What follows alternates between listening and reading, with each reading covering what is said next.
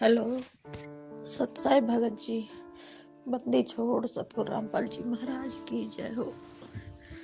भगत जी, मेरी एक शंका समाधान है। मेरे घर के जितने भी परिवार, देवर जेठ, भगत जी वो इतने दिन है कि भक्ति करते करते पर भक्ति ना करेंगे। भक्ति में गुरु जी भगत जी बाधा बन रहे हैं सबरे परिवार वाले। मैं आपन के पास कई दिन तो फोन भी कर रही हूँ पर फोन आप उठा ना पा रहे, मिल भी नहीं रहे। भगत जी, मेरी शंका समाधान को कुछ निर्णय बताओ। कई दिन है भगत जी फोन करते करते आपन के पास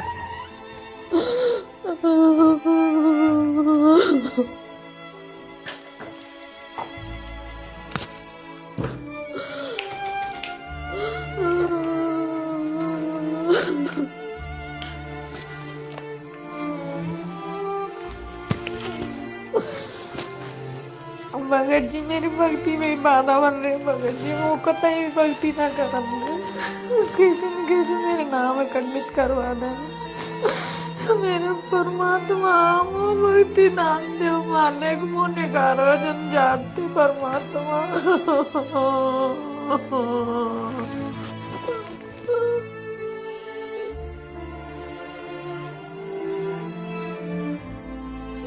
बंदी छोड़ सतगुरु रामपाल जी महाराज जी की जय हो। परमात्मा की सभी प्यारी आत्माओं को मुझ पवन दास का सत्साहिब। सत्साहिब गीता बहन, आप पलवल हरियाणा से हैं और आपने जो ऑडियो के माध्यम से अपना दुख, अपनी व्यथा इस दास को अपना भाई समझते हुए बताई है, उसके लिए दास आपका धन्यवाद करता है। देखिए बहन, आज चाहे आपको दुख हो, चाहे मुझ पवन दास को दुख हो, चाहे संगत में से हमारे अन्य किसी भगत भाई बहन को कोई परेशानी हो, कोई दुख हो, कोई आपत्ति हो, किसी को कोई शारीरिक परेशानी है, किसी को आर्थिक परेशानी है, किसी को पारिवारिक परेशानी है, तो किसी को सामाजिक परेशानी है। इस पृथ्वी पे गुरुदेव ने बताया कि सुखी कोई नहीं है। अगर कोई सुखी है हल्का फुल्का तो वही प्राणी है जो आज सतगुरु की शरण में है, अन्यथा यहाँ पे कोई भी व्यक्ति सुखी नहीं है। सुख केवल पैसे का नहीं होता है, सुख केवल बाल बच्चों का नहीं होता है, सुख केवल धन धान्य का नहीं होता है। सबसे बड़ा सुख गुरुदेव ने आत्मिक सुख बताया कि जब आपकी आत्मा इस बात से संतुष्ट हो जाए और एक जगह स्थिर हो जाए कि अब मेरा मोक्ष निश्चित है, मेरा उद्धार निश्चित है, वो सबसे बड़ा आत्मिक सुख है इंसान का। दुनिया का सबसे बड़ा सुख वही है, वरना चाहे कोई टाटा बन के बैठ जाए, अंबानी बन के बैठ जाए, उससे बड़ा दुखी इंसान पृथ्वी पे कोई नहीं है। और रही बात बहन आपकी समस्याओं की, तो बहन इन समस्याओं से निपटने का केवल एक ही माध्यम है और वो माध्यम है सतगुरु का ज्ञान। हमने हर स्थिति में, यदि हमने भक्ति मार्ग पे कदम रखा है तो हर स्थिति में हमने गुरुदेव के ज्ञान को आधार बनाकर चलना पड़ेगा। और जब हम गुरुदेव के ज्ञान को आधार बनाएंगे तो बहन हमें पता चलेगा कि आज हमारे इस जीवन रूपी सफर में जो भी विपत्तियां, परेशानियां, संकट, दुख, तकलीफ आ रही हैं, ये किसी और के कारण नहीं है, ये हमारे स्वयं के कारण है। हम स्वयं ही इसके लिए जिम्मेदार हैं। हो सकता है बहन आपने इस जन्म में किसी का बुरा नहीं किया हो, आपने किसी का बुरा नहीं चाहा हो, आपने मन कर्म वचन से किसी को कोई हानि या दुख नहीं पहुंचाया हो, लेकिन बहन आज वर्तमान में हमारे ऊपर जो दुख, आपत्ति और परेशानियां आ रही हैं, उनका मूल कारण केवल हमारे वर्तमान जीवन के कर्म कुकर्म ही नहीं है। बहन अनंत युगों से हम इस पृथ्वीलोक पे आए हुए हैं और अनंत युगों में हमने अनंत मानव जन्म प्राप्त भी किए हैं। और गुरुदेव ने बताया कि उन मानव जन्मों में तुमने ना जाने कितनों को बेवजह परेशान किया है, कितनों को तुमने बेवजह फांसियां तोड़ी है, राजा बनके, मंत्री, मुख्यमंत्री, प्रधानमंत्री बनके तुमने कितने कर्म कुकर्म किए हैं। तो आज बहन इस समय वो हमारे को भोगने पड़ रहे हैं। और दास ने पहले भी जिक्र किया था गुरुदेव के ज्ञान आधार से कि बहन जब कोई भी व्यक्ति पूर्ण परमेश्वर सतगुरु रामपाल जी महाराज जी की शरण ग्रहण करता है, उसके बाद बहन काल उस आत्मा के ऊपर विशेष तौर से हावी हो जाता है, क्योंकि काल को ये महसूस हो जाता है कि ये आत्मा अब मेरी हद से बाहर निकलने वाली है, बाहर निकलने की तैयारी कर रही है। तो काल विशेष रूप से उस आत्मा के ऊपर संचित कर्मों का दबाव बढ़ा देता है। संचित कर्म गुरुदेव ने बताया कि अनंत हमारे जो मानव जन्म रह चुके हैं, उन मानव जन्मों में हमने जितने भी कुकर्म किए हैं उसका कुछ थोड़ा सा प्रतिशत निकाल के काल हमें दोबारा से मानव जन्म देता है, पाप और पुण्य का प्रतिशत निकाल के। बाकी हमारे जो पाप कर्म बच जाते हैं वो काल अपने पास रख लेता है, उसको संचित कर्म कहते हैं। और उन पाप कर्मों का, उन हमारे संचित कर्मों का बहन गुरुदेव ने बताया कि बच्चों इतना ढेर लग रहा है जैसे सुमेरु पर्वत। सुमेरु देवताओं का पर्वत होता है, यहाँ के हिमालय पर्वत से अनंत गुना ज्यादा ऊंचा होता है, बड़ा होता है। तो इतना ढेर हमारे संचित कर्मों का काल के पास में सुरक्षित है। और काल उन संचित पाप कर्मों का दबाव प्राणी के ऊपर उस समय छोड़ता है जब ये प्राणी, जब ये आत्मा सतगुरु या किसी सच्चे संत की शरण ग्रहण कर लेती है, अपने आत्म कल्याण की ओर जब ये कदम बढ़ाने के लिए अग्रसर हो जाती है, तो काल भी विशेष तौर पर इस आत्मा के ऊपर उन सभी संचित कर्मों का दबाव बढ़ा देता है। तो इन सब बातों को बहन हमने ज्ञान आधार से समझना पड़ेगा, तभी हम ये भक्ति कर पाएंगे और तभी हम इस भक्ति सफर में हमारे ऊपर अपने ही कर्मों के जो कांटे हमें चुभते हैं हम उनसे निपट सकते हैं। अन्यथा हम भक्ति में या भगवान में दोष देख के या अपने आप को कोसते कोसते हम ऐसे ही मर जाएंगे, हम ऐसे ही भक्ति को छोड़ देंगे, इससे कोई फायदा नहीं होगा। और तीसरी बात बहन गुरुदेव ने बताई कि बच्चों यदि तुमने आम का बीज बोया है तो आम का फल भी तुम ही खाओगे, उसका आनंद भी तुम ही भोगोगे। लेकिन जब तक उस आम के बीज से पौधा बनेगा, पौधे से फिर पेड़ बनेगा, फिर उस पेड़ के आम लगेंगे, तब तक तुमने सावधानी भी उसकी पूरी रखनी पड़ेगी, मेहनत भी तुमने पूरी करनी पड़ेगी, आवारा पशुओं से उसकी सुरक्षा करनी पड़ेगी, उसको समय पे पानी देना पड़ेगा, समय पे उसको खाद देना पड़ेगा, तब जाके 5-6 वर्ष के बाद में वो पेड़ बनेगा और उसके आम लगेंगे और उन आम का जो आनंद है वो तुम ही भोगोगे। ठीक इसी प्रकार बहन ये जो पूर्ण परमेश्वर की भक्ति है ये एक आम रूपी बीज है। परमात्मा ने हमें अपनी शरण में लेके भक्ति रूपी बीज हमारे अंतःकरण में डाल दिया है। अब बहन जब तक ये बीज प्रफुल्लित नहीं होता है, जब तक ये पेड़ नहीं बनता है, तब तक जो भी संकट, जो भी परेशानियां, जो भी विपत्तियां आएंगी उनका बहन सामना भी हमने ही करना पड़ेगा, ज्ञान आधार से संघर्ष भी हमने ही करना पड़ेगा। क्योंकि आने वाले समय में आज परमात्मा ने जो आम रूपी भक्ति का पौधा हमारे अंतःकरण में बोया है बहन, उसका आनंद भी हम ही लेंगे। तो इन सब बातों को हमने गुरुदेव के ज्ञान आधार से समझना पड़ेगा। और बहन आज आपको चाहे आपका पति परेशान कर रहा है, देवर परेशान कर रहा है या जेठ परेशान कर रहा है, बहन इस परेशानी का मुख्य कारण हमारे आपसी ऋण संबंध हैं। देवर आपको बेवजह परेशान नहीं कर रहा, अन्य कोई व्यक्ति आपको बेवजह दुखी नहीं कर रहा है। जरूर किसी न किसी युग में, किसी न किसी जन्म में इसी तरह से हमने भी उनको परेशान किया है। रीजन कुछ भी हो सकता है। तो परमेश्वर ने बताया कि वही एक लेवा एक देवा दूतम, कोई किसी का पिता नहीं पूतम, ऋण संबंध जुड़ा एक नाता, अंत समय सब बारा बाटा। तो ये हमारे आपसी ऋण संबंध है बहन। और ये ऋण संबंध आप ये समझ लीजिए कि परमात्मा बहुत हल्के से काट रहा है, बहुत हल्के में करके परमात्मा इन दुखों का निवारण कर रहा है। और हल्के में भी यदि हमें परेशानी आ रही है, हल्के में भी यदि हम ये सोच रहे हैं कि बहुत दुख है, तो बहन कहीं न कहीं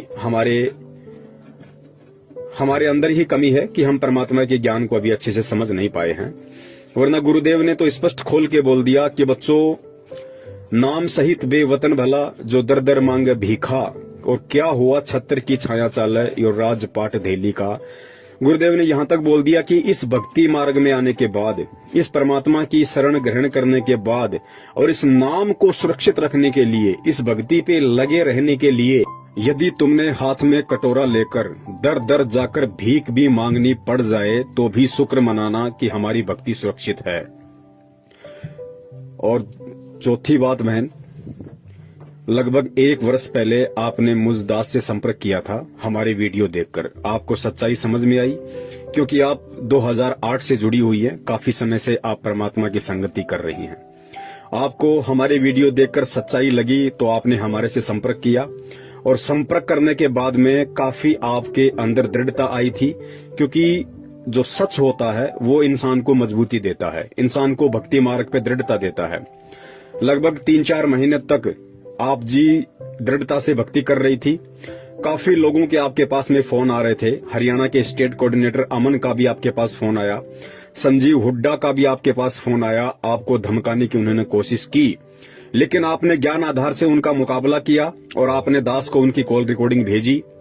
लेकिन बहन, अब ऐसा क्या हो गया कि आप अपने ही परिवार वालों से संघर्ष नहीं कर पा रही, जबकि आपने उन बड़े बड़े गुंडों का सामना किया। बहन, इसका कारण ये है कि उसके बाद में फिर से आप विचलित हो गई। सच्चाई पूरी समझने के बाद भी आप अपने कोऑर्डिनेटर के दबाव में आई, अपने नामदान केंद्र वालों के दबाव में आई, और आपको जब परमात्मा ने अच्छे से समझवा दिया था कि बहन, नाम कभी भी खंड नहीं होता है, नाम परमात्मा का अखंड है। हम रोज नित्य नियम पढ़ते हैं, फिर उसमें आगे जो मंत्र आते हैं हम वो पढ़ते हैं, जिसमें एक जगह आता है कि अचल अभंगी मंत्र। अचल अभंगी का मतलब होता है जो कभी भंग ना हो, जो कभी खंड ना हो। और परमेश्वर की वाणी है कि साहिब का नाम अखंड है और सकल सब खंड। ये सारी सच्चाई आपको पता होने के बाद भी बहन, आप फिर से अपने नामदान संचालक के दबाव में आई और आपने अपना नाम शुद्ध करवाया कि मैं अब सत्सेवकों के संपर्क में दोबारा नहीं आऊंगी और मैं अपना नाम शुद्ध करवा के भक्ति करूंगी। उसके बाद से बहन, आपके अंदर ऐसा क्या हुआ कि आज आप अपने परिवार वालों का भी सामना नहीं कर पा रही।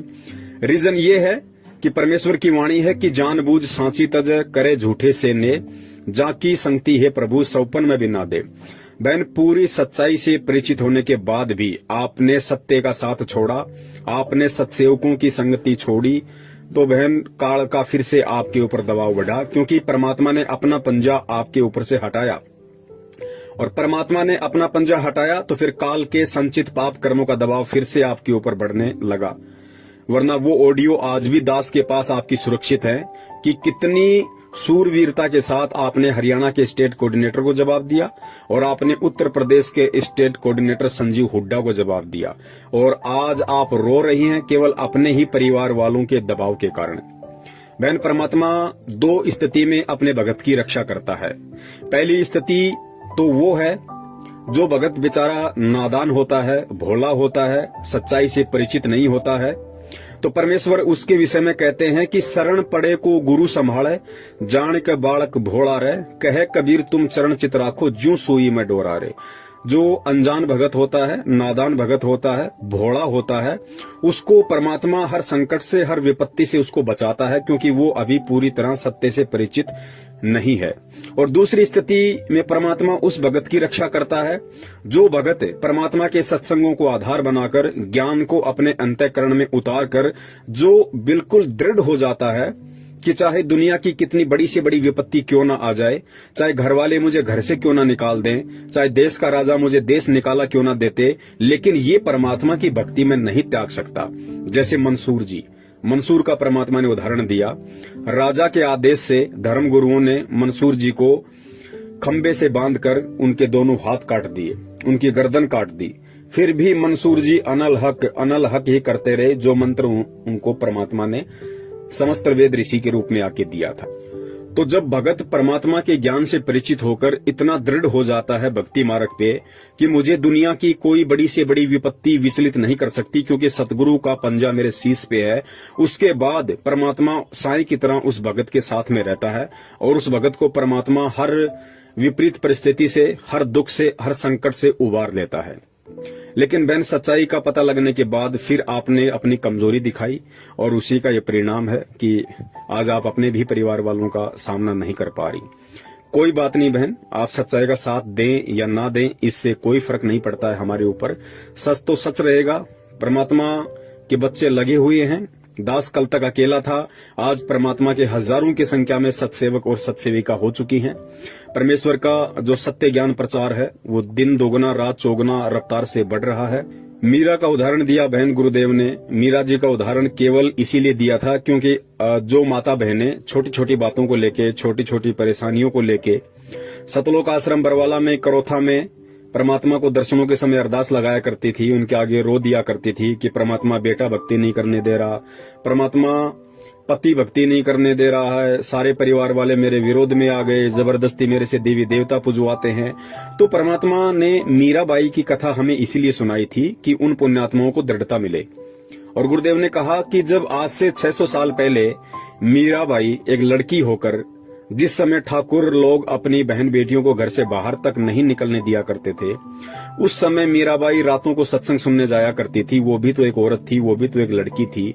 जब उस समय की मीराबाई संघर्ष कर सकती है तो आज 21वीं सदी की माता बहनें परमात्मा की शरण में आके संघर्ष क्यों नहीं कर सकती? क्या मीराबाई के कोई 4 हाथ पैर थे? तो बहन इन सब उदाहरणों को हमने अपने अंतःकरण में उतारना पड़ेगा। गीता बहन, ये जीवन बहुत ही थोड़ा है, समय का कोई भरोसा नहीं है कब हमारी सांसें पूरी हो जाएं। बहन ये दृढ़ निश्चय कर लो कि हमें परमात्मा मिल चुका है, हमें भगवान मिल गया है, और वो भगवान मिल गया है जो हमारी आत्मा का उद्धार करवा सकता है। तो बहन ये जीवन हर स्थिति में परमात्मा के चरण कमलों में समर्पित कर दो। दुख परेशानियां किस पे नहीं आती। खुद गुरुदेव ने दुख सहन करके, दुख उठा के इस भक्ति मार्ग को उठाया है। और आज खुद परमात्मा के अपने, जिस प्रकार आपके देवर जेठ आपको परेशान कर रहे हैं, आपके ऊपर दबाव डालते हैं, ठीक उसी प्रकार खुद उस बंदी छोड़ के जो सांसारिक इस काल लोक में जो बच्चे हैं, बच्चियां हैं, उनके रिश्तेदार हैं, उनके भाई बंधु हैं, उन्होंने बहन कितनी घाल घाल रखी उनके साथ में। कितने दुखी थे परमात्मा सतलोक आश्रम बरवाला में कि इन नादानों को इतना ज्ञान देने के बाद भी ये मुझे समझ नहीं रहे, ये मुझे पहचान नहीं पा रहे और इस भक्ति को मजाक में ले रहे हैं। मेरी शरण में आके ज्ञान को अच्छे से ग्रहण ना करके और केवल दान के ऊपर अपनी मौज मस्तियां कर रहे हैं। मुझे केवल एक एटीएम मशीन समझ रखा है, मुझे केवल एक चलता फिरता बैंक समझ रखा है कि जब तक हमारे पिताजी जिंदा हैं या जब तक हमारे ताऊजी जिंदा हैं, या महेंद्र जी ने सोचा कि जब तक मेरा भाई जिंदा है, सत्संग कर रहा है, संगत जुड़ रही है, तब तक पैसा आ रहा है, और पैसा आ रहा है तो हमारी मौज मस्तियां हो रही हैं, हम लोगों ने अच्छी खासी प्रॉपर्टियां बना ली हैं। तो बहन इस तरीके से देखो किस कदर उन लोगों ने भी तो परमात्मा को दुखी किया। परमात्मा को उन्होंने वैसे कोई शारीरिक कोई प्रताड़ना नहीं दी, लेकिन परमात्मा को उन्होंने शाब्दिक दुख दिए। परमात्मा को उन्होंने इस प्रकार के दुख दिए कि इतना ज्ञान देने के बाद भी जब कोई परमात्मा के ज्ञान को अच्छे से स्वीकार नहीं करता है और दृढ़ होकर उस ज्ञान पे नहीं चलता है, तो परमात्मा दुखी होता है कि देखो इन नादानों को मैंने इतना ज्ञान दिया, उसके बाद भी ये मेरे ज्ञान को आधार नहीं बना पा रहे। जिस प्रकार एक बाप अपने बच्चे को 18-20 साल तक उसको पढ़ाता है, उसकी परवरिश करता है, उसकी हर इच्छाओं की पूर्ति करता है, उसके बाद भी वो बच्चा अपने गलत दोस्तों की संगति में पड़ के शराब पीने लग जाता है या अन्य कोई कुकर्म करने लग जाता है, माता बहनों पे गलत कुदृष्टि डालने लग जाता है, और जब पिता के सामने वो बातें आती हैं तो वो पिता कितना दुखी होता है। ठीक यही स्थिति भक्ति मार्ग में सदगुरु रामपाल जी महाराज जी की थी कि इतना ज्ञान देने के बाद में, आत्म कल्याण का मार्ग अपनाने के बाद भी इन जीवात्माओं को अभी तक इतना भी समझ में नहीं आया कि मैं यहाँ पे क्यों आया हूँ और मैं कौन हूँ। तो परमात्मा दुखी होता है बहन, और आज 90% संगत उस परमात्मा को दुखी कर रही है, उस परमात्मा को परेशान कर रही है। सतलोक आश्रम मैनेजमेंट हरियाणा के पीछे अंधी होकर लगकर, उनके मनवश आदेशों की पालना करके, घटिया राजनीति करके, आरक्षण बाजियां करके। तो बहन हमने हर स्थिति में परमात्मा के ज्ञान को आधार बनाना पड़ेगा। और परमात्मा ने जो कथाएं हमारे को मंसूर जी, मीराबाई की सुनाई है बहन, वो मनोरंजन के लिए नहीं सुनाई थी।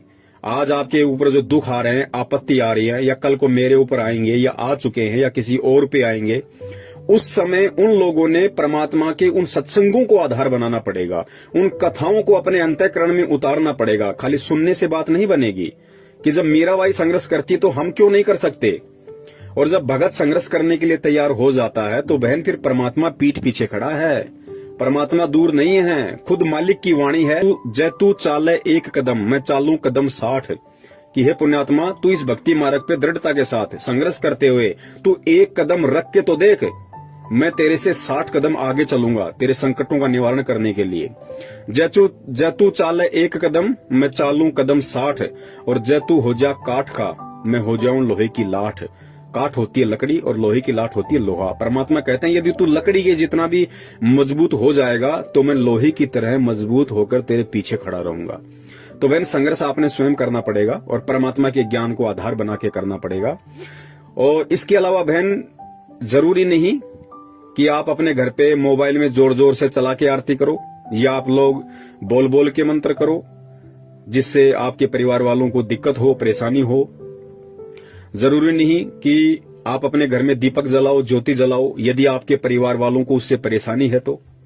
बहन ये परमात्मा की जो भक्ति है ये बहुत ही सहज है और इस भक्ति मार्ग में परमात्मा सबसे पहले भाव देखता है, भाव के बाद में परमात्मा बाहर की क्रिया देखता है। यदि आपके ऊपर ऐसी कोई विशेष विपत्तियां हैं, ऐसी विशेष परिस्थितियां यदि आपके साथ में है कि जब आप आरती करती हो, मंत्र करती हो, सत्संग सुनती हो घर में, तो आपके परिवार वालों को आपत्ति है, ऑब्जेक्शन है, तो बहन परमात्मा ने बताया कि आप ऊंची आवाज में सत्संग मत सुनिए, आप ऊंची आवाज में मंत्र मत कीजिए, आप ऊंची आवाज में सत्संग मत सुनिए। आपको सत्संग सुनने हैं, आप रात को सोती हो, रात को तो परिवार वाले परेशान नहीं करेंगे, आप अपने कान में मोबाइल के माध्यम से लीड लगाकर आधी घंटा परमात्मा का सत्संग सुन लो, 1 घंटा परमात्मा का सत्संग सुन लो। परिवार का कोई सदस्य नहीं है उस समय आप अपने मोबाइल में सत्संग सुन सकती हैं। मंत्र जाप कोई जरूरी नहीं कि हम इसको बैठ के करें या लोगों को सुना के करें। मंत्र जाप हम मन ही मन में कर सकते हैं, किसी को मालूम भी नहीं पड़ेगा कि ये मंत्र कर रही है या किसी और का चिंतन कर रही है। तो बहन ये बहुत सारी विधियां हैं। रही बात आरती की, तो बहन जी आरती भी हम किसी भी प्रकार से हम कर सकते हैं। हम उठते बैठते खाते पीते कैसे भी रात को सोते हुए यदि ऐसी समस्या है तो हम कैसे भी परमात्मा की आरती कर सकते हैं। इसमें कोई एक जगह कोई पद्मासन लगा के बैठने की आवश्यकता नहीं है। यदि आपके घर वालों को आपके दीपक लगाने से, परमात्मा की ज्योतबत्ती लगाने से आपत्ति है तो बहन जी मत लगाइए। आप अपने अंतःकरण में परमात्मा का दीपक जलाइए, परमात्मा की ज्योति जलाइए। और अंतःकरण में परमात्मा का दीपक और ज्योति जलाने का मतलब है कि हम परमात्मा की शरण में बने रहें, हम परमात्मा को अपना परमेश्वर मानते रहें, हम उनको अपना पति परमेश्वर के रूप में स्वीकार किए रहें। यही सबसे बड़ी ज्योति अपने हृदय में उस परमात्मा के प्रति है। तो ये बहुत सहज भक्ति मार्ग है, किसी को मालूम ही नहीं पड़ेगा कि आप भक्ति कर रही हो या नहीं कर रही हो। इसके अलावा यदि आपको देवी देवताओं की पूजा पाठ के लिए या अन्य किसी धार्मिक अनुष्ठान वगैरह में शामिल होने के लिए दबाव डालते हैं तो बहन फिर ये आपके अपने व्यक्तिगत विचार होंगे, ये आपके अपने ज्ञान आधार को समझ के आप कितना संघर्ष कर पाओगी, कितना नहीं कर पाओगी, ये उसके ऊपर डिपेंड करता है, निर्भर करता है। मजबूरी में चाहे आपको कोई जहर पिला दे बहन, उसका दोष आपके ऊपर नहीं है। यदि आपकी इच्छा बिल्कुल भी किसी धार्मिक अनुष्ठान में शामिल होने की नहीं है, यदि आपकी इच्छा बिल्कुल भी किसी देवी देवताओं को प्रणाम या धोख लगाने की नहीं है और जबरदस्ती यदि आपसे ऐसा कोई करवाता है तो बहन वो दोष आपको फिर नहीं है, क्योंकि आपके अंदर वो इच्छा नहीं है। और परमात्मा अंतर्यामी है, परमात्मा हर स्थिति से वाकिफ है, वो जान रहा है, पहचान रहा है कि मेरे बच्चे के हृदय में क्या है। और बाहर लोग दिखावे के लिए या ज्ञान को आधार ना बना पाने के कारण, लोगों का दबाव ना सहन करने के चलते ये जो इन क्रियाओं को कर रही है तो ये बाहरी मन से कर रही है या फिर इसके अंदर इन क्रियाओं को करने की कोई जिज्ञासा है। ये सारी बातें परमात्मा जानता है। तो ऐसी स्थिति में बहन दोष हमें नहीं लगता, दोष फिर उन व्यक्तियों को लगता है जो व्यक्ति उन क्रियाओं को करवाने के लिए हमारे ऊपर दबाव डाल रहे हैं। तो बहन आराम से ये भक्ति आप कर सकती हो, ऐसी कोई बात नहीं है।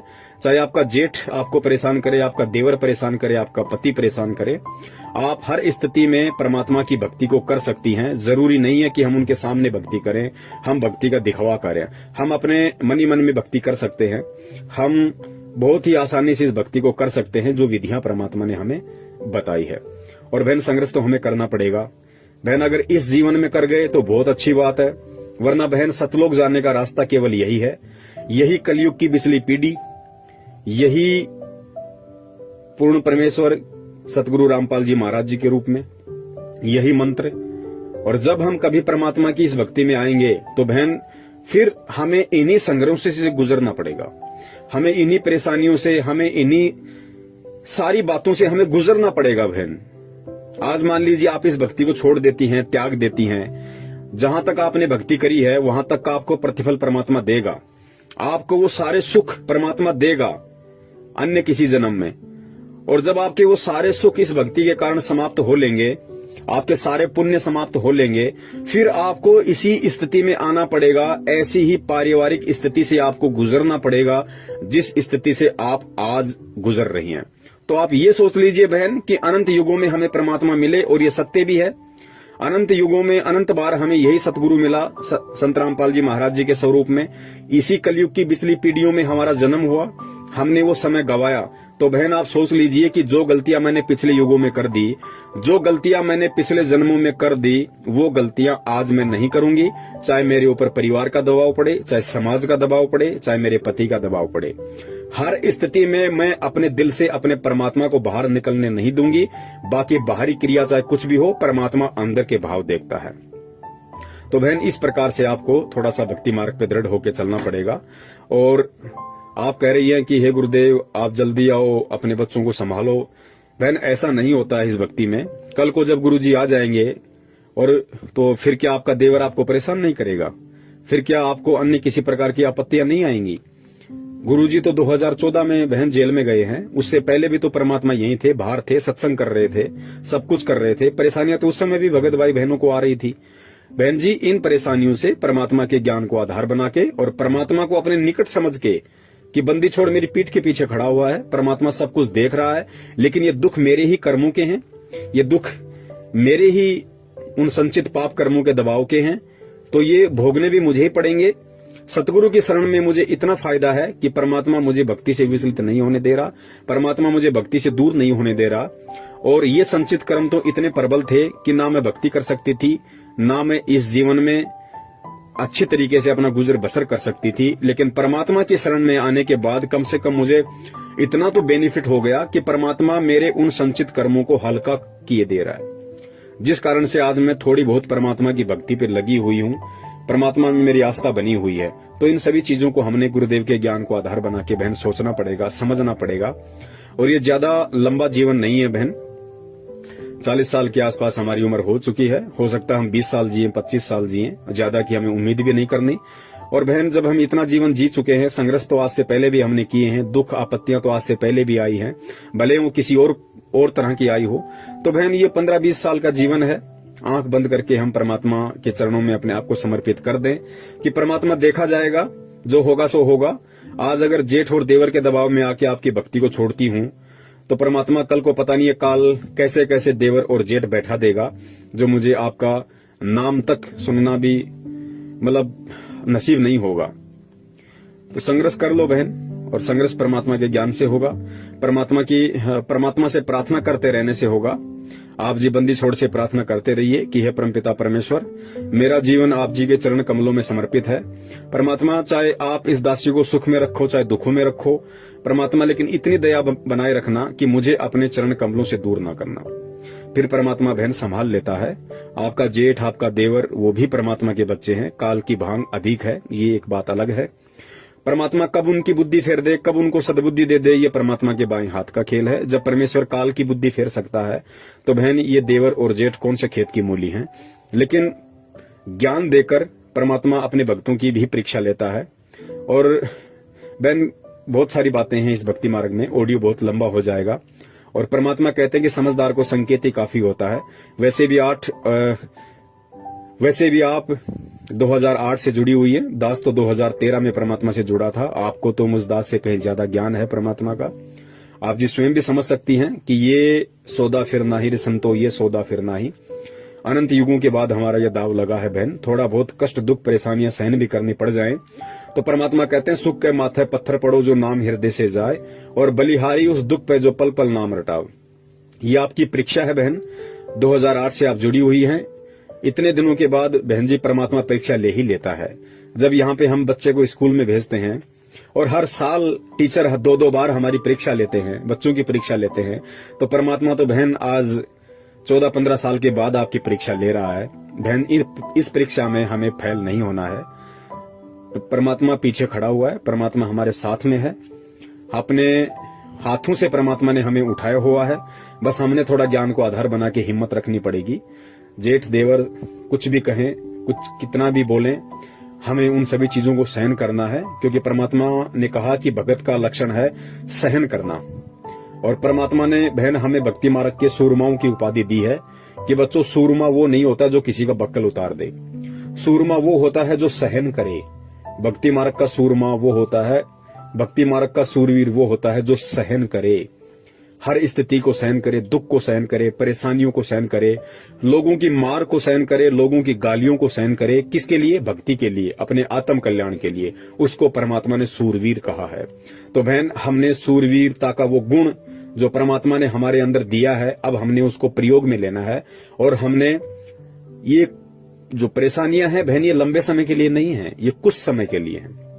आपके परिवार वाले भी परमात्मा के शरण में आएंगे जब उनका समय आ जाएगा, लेकिन वो नादान है, नहीं समझ पा रहे। तब तक हमने नीची गर्दन करके हर किसी की वाणी को, हर किसी की मार को हमने सहन करना है और बंदी छोड़ के नाम पे बहन लगे रहना है। भगत कभी किसी के प्रति उल्टा हाथ नहीं करता है, भगत किसी को उल्टी जुबान से नहीं बोलता है। अगर हमने उल्टा हाथ कर दिया, यदि हमने 2 गालियां उनको दे दी, लड़ने झगड़ने लग गए, बहन परमात्मा 1% भी सपोर्ट नहीं करेगा। ये परमेश्वर का विधान है। अगर प्रहलाद ने अगर अपने बाप के खिलाफ अगर मन कर्म वचन से कुछ भी बोल दिया होता, या हाथ में लेके डंडा वो भी खड़ा हो गया होता कि मार मुझे कैसे मारता है, तो परमात्मा नरसिंह रूप धारण करके नहीं आता। परमात्मा यही कहता कि बेटा, ये डंडा ही तेरा भगवान है, तूने डंडे को ही आधार बनाया है, तो अब ये डंडा ही तेरा रक्षा करेगा। तो बहन, हमने अपना डंडा अपने सतगुरुदेव को बनाना है, सतगुरुदेव के ज्ञान को बनाना है, और फिर हर स्थिति में वो सतगुरु और उसका ज्ञान रूपी डंडा इस दुनिया की बड़ी से बड़ी परेशानी से, प्रॉब्लम से, हर संभव हर स्थिति में हमारी रक्षा करेगा। तो बहन, ज्ञान को आधार बनाओ। ये भक्ति है ही ज्ञान की। बहन, ज्ञान से बढ़कर ऐसी कोई दवाई नहीं है। ये ज्ञान बहन, इतनी बड़ी पावर है इस परमात्मा के ज्ञान में। ये अब दास क्या कहे बहन, शब्द नहीं है दास के पास में, क्योंकि ज्ञान इस भक्ति की नींव है, ज्ञान इस भक्ति की जान है बहन। अगर ज्ञान है तो चाहे दुनिया की बड़ी से बड़ी प्रॉब्लम क्यों ना आ जाए, चाहे काल खुद आपके सामने आके खड़ा क्यों ना हो जाए, आप संघर्ष कर जाओगी। और अगर ज्ञान को आधार नहीं बनाया तो बहन, कोई 2 कौड़ी का जीव भी हमें विचलित कर सकता है भक्ति और भगवान से। तो बहन, हर स्थिति में ज्ञान को आधार बनाओ, हर स्थिति में परमात्मा से प्रार्थना करती रहो, और हर स्थिति में चाहे कैसा भी दुख हो, कैसा भी संकट हो, अपने मन ही मन में, अपने अंतःकरण में परमात्मा को बसाए रखो। जो सूक्ष्म विधि हमें परमात्मा ने बताई है, हमें आंतरिक क्रियाओं से भक्ति को करते रहना है। अगर हम परिवार के दबाव के चलते बाहरी क्रियाओं से, जैसे ज्योत बत्ती लगा के, जोर जोर से सत्संग सुन के, इस तरीके से यदि हम भक्ति नहीं कर पाते हैं, तो हम आंतरिक विधि से भक्ति करें। अपने मन मंदिर में परमात्मा की ज्योत जलाएं, अपने मन ही मन में परमात्मा का ध्यान करें, परमात्मा का नाम सुमरण करें, और कानों में लीड लगा के या जैसे भी आपको धीमी आवाज करके समय मिले, जब भी परमात्मा के सत्संग वगैरह हम सुनते रहें।